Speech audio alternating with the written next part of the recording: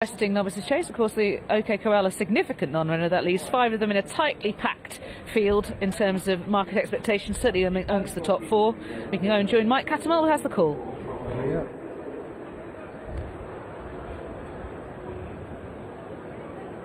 Keeping a nice tight group at the moment as they approach the tape, and away they go. A nice start made as well then for this Ryman novices chase.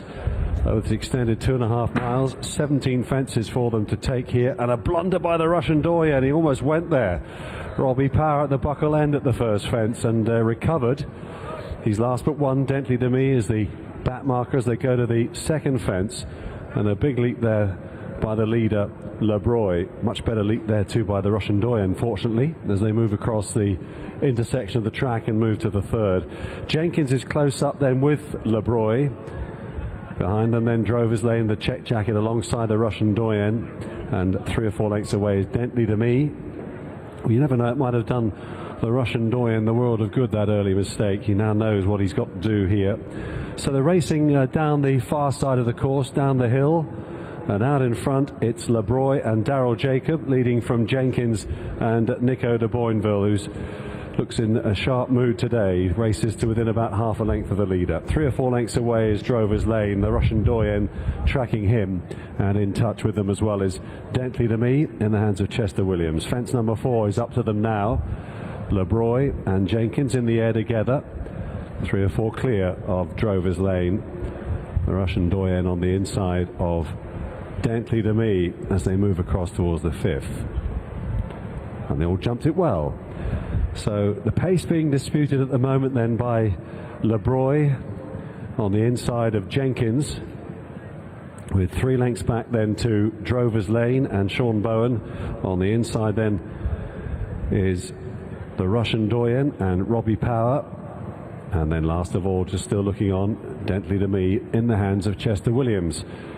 Coming up then towards the 7th fence already, and they go towards it, and Lebroy assumes a narrow advantage over Jenkins. So they're racing away up the hill now here in the Ryman novices chase, and Lebroy leads Jenkins by a length, with a length and a half away back in third to Drover's Lane.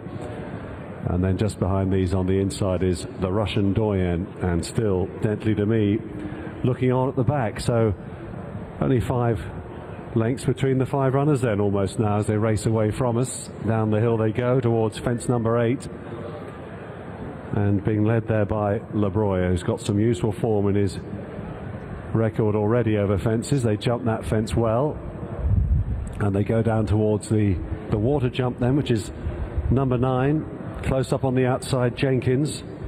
Between horses, getting a bit closer now is Drover's Lane, and all 3 in the air together there, the front 3. Back in 4th is the Russian doyen, and they move on now towards the open ditch.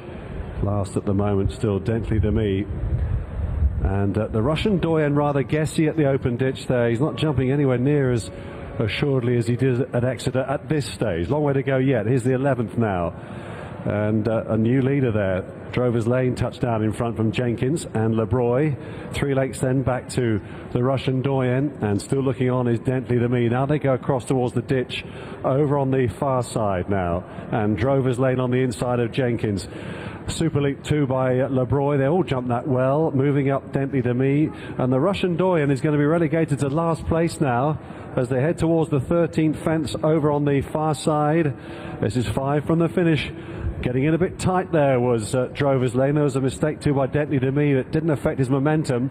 So as they turn left-handed now, move down towards the 4th last. Out in front is Drover's Lane from Jenkins, who's been up there throughout.